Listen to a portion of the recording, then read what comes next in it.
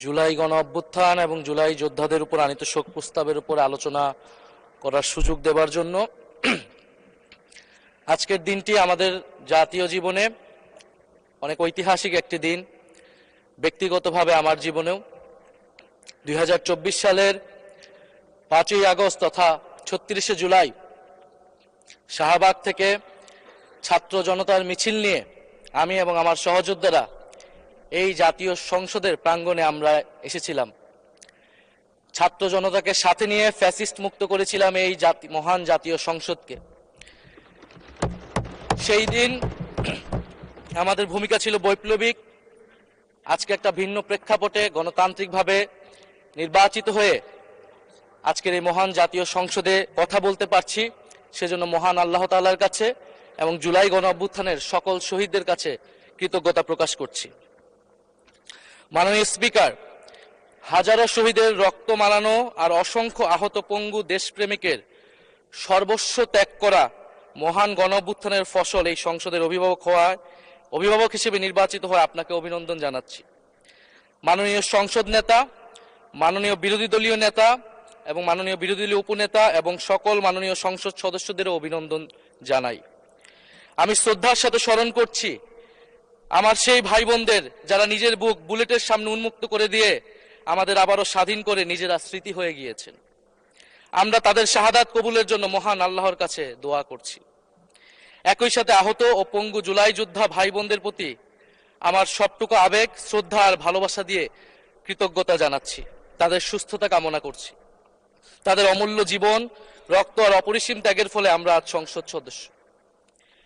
24-এর গণ অভ্যুত্থানের বৈষম্য বিরোধী ছাত্র আন্দোলনের নেতৃত্বে অংশ নিয়েছিল ছাত্র, শ্রমিক, কৃষক, শিক্ষক, অভিভাবক, সাংস্কৃতিক কর্মী, আলেম সমাজ, তরুণ সেনা অফিসার ও সৈনিকগণ ও প্রবাসী বাংলাদেশি ভাই ও বোনেরা।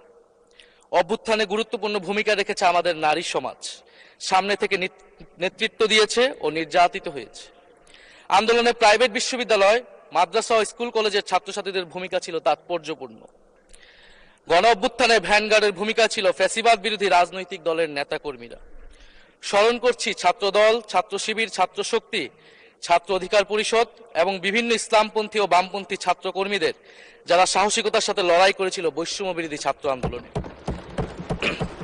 মাননীয় স্পিকার, 24 মানে কেবল 24 না, এর পিছনে রয়েছে বিশাল প্রেক্ষাপট। আমি স্মরণ করছি 47-এর আজাদির লড়াই, 71-এর মহান মুক্তিযুদ্ধ এবং 24-এর ছাত্র জনতার গণ অভ্যুত্থান এবং সকল জাতীয় শহীদকে।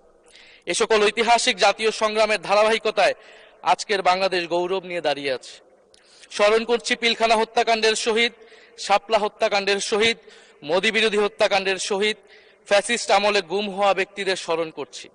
18 সালের কোটা সংস্কার আন্দোলন ও নিরাপদ সড়ক আন্দোলনে ছাত্র কিশোরদের অকুতোভয় সাহসকে স্মরণ করছি। স্মরণ করছি আমাদের ভাই শরীফ ওসমান হাদী, যিনি তার সাহসিকতার মাধ্যমে বাংলাদেশকে একটি ইনসাফ ভিত্তিক বাংলাদেশ হিসেবে গড়ে তুলতে চেয়েছিলেন। তিনি আর আমাদের সাথে নাই। আমরা ওসমান হাদী ভাইকে স্মরণ করছি। শহীদ আবরার ফাহাদ ও শহীদ ফেলানী খাতুনকে স্মরণ করছি, যারা ভারতীয় আধিপত্যবাদের বিরুদ্ধে লড়াই করে বাংলাদেশকে আজকের এই জায়গায় নিয়ে এসেছে। 24-এর ছাত্র জনতার গণ অভ্যুত্থানে মাঠের নেতৃত্বের একেবারে সামনে থাকার কারণে আজকের দিনটি আমার জন্য একই সাথে আবেগের, কষ্টের ও আনন্দের। আমাদের সংগ্রামের সাথী শহীদ আবু সাইদ, শহীদ মুগ্ধ, শহীদ ওয়াসিব, 4 বছরের শিশু আহাদ, 6 বছরের শিশু রিয়া গোপ সহ প্রায় 150 শিশু শহীদ। মাননীয় স্পিকার, পুলিশের এপিসি থেকে ফেলে দেওয়া শহীদ ইয়ামিন, সাভারের আশুলিয়ায় ভ্যানের উপরে জীবন্ত অবস্থায় আগুনে পুড়িয়ে মারা কিশোর শহীদ সজল সহ অগণিত মানুষের স্মৃতি আমাকে প্রচন্ডভাবে নাড়া দিচ্ছে। মাননীয় স্পিকার, আপনি মাননীয় সংসদ নেতা, বিরোধী দলীয় নেতা সহ সংসদের সকল সদস্য এবং আপনার মাধ্যমে দেশবাসীর উদ্দেশ্যে আরো স্মরণ করিয়ে দিতে চাই মাকে উদ্দেশ্য করে লেখা চিঠি 10ম শ্রেণীর ছাত্র শহীদ আনাসের, যিনি বলেছিলেন, একটি প্রতিবন্ধী কিশোর, 7 বছরের বাচ্চা, ল্যাংড়া মানুষ যদি সংগ্রামে নামতে পারে তাহলে আমি কেন বসে থাকবো ঘরে? একদিন তো মরতেই হবে, তাই মৃত্যুর ভয় করে স্বার্থপরের মতো ঘরে বসে না থেকে সংগ্রামে নেমে গুলি খেয়ে বীরের মতো মৃত্যু অধিক শ্রেষ্ঠ। যে অন্যের জন্য নিজের জীবন বিলিয়ে দেয় সেই প্রকৃত মানুষ। আমি যদি বেঁচে না ফিরি তবে কষ্ট পেও না, গর্বিত হয়েও জীবনের প্রতিটি ভুলের জন্য ক্ষমা চাই। আনাস তার মাকে এই চিঠি লিখে রাস্তায় নেমে গিয়েছিলেন, শহীদ হয়েছিলেন মাননীয় স্পিকার, যাদের আত্মত্যাগের কারণে আজকে আমরা এখানে বসে কথা বলতে পারছি। মাননীয় স্পিকার, জুলাই গণঅভ্যুত্থানের সাথে জড়িয়ে আছে দেশনেত্রী বেগম খালেদা জিয়ার সংগ্রাম ও তার আত্মত্যাগ। ওনার সংগ্রাম অনুপ্রাণিত করেছিল বাংলাদেশের তরুণ সমাজকে আত্মত্যাগ করতে, আত্মহুতি দিতে গণ অভ্যুত্থানে। আমরা আজকে তাকে শ্রদ্ধার সাথে স্মরণ করছি।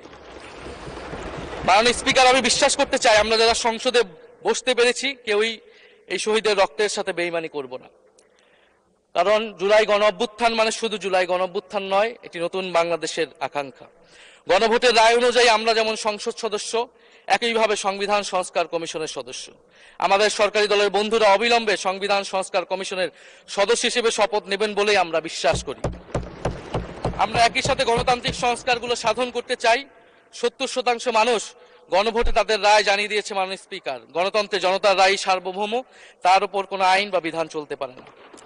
মাননীয় স্পিকার, আমরা বিচার চাই, জুলাই গণহত্যার বিচার চাই, শরীফ ওসমান হাদী হত্যার বিচার চাই, গুম খুনের বিচার চাই, বিগত সময়ে হওয়া লুটপাট এবং দুর্নীতির বিচার চাই। জুলাই মানেই নতুন বন্দোবস্ত, গণতান্ত্রিক অন্তর্ভুক্তিমূলক বৈষম্যহীন দেশ। জুলাই মানে আধিপত্যবাদ মুক্ত, ফ্যাসিস্ট মুক্ত দেশ। জুলাই মানে মানবিক মর্যাদা ও দায় ও দরদের বাংলাদেশ। মাননীয় স্পিকার, আমি শেষ করবো একটি কথা বলেই। আজকে সবাই এক বাক্যে স্বীকার করে নিয়েছেন যে জুলাই গণ অভ্যুত্থানের শহীদদের কারণে আমরা এই মহান সংসদে বসতে পেরেছি এবং এই মহান সংসদে আমরা সকলেই ফ্যাসিবাদ মুক্ত, ফ্যাসিবাদ বিরোধী লড়াইয়ের সৈনিকেরা এখানে আসিছি। আপনার প্রতি নিবেদন থাকবে কোনো ফ্যাসিস্ট তার দোসর যাতে আজকের এই মহান সংসদে বক্তব্য দিয়ে সংসদকে কলুষিত করতে না পারে। আমরা ফ্যাসিস্ট মুক্ত, আমরা ফ্যাসিবাদের দোসর মুক্ত জাতীয় সংসদ চাই। মাননীয় স্পিকার, আপনাকে ধন্যবাদ। ইনকিলাব জিন্দাবাদ। ধন্যবাদ মাননীয় বিরোধী দলীয় চিফ হুইপ।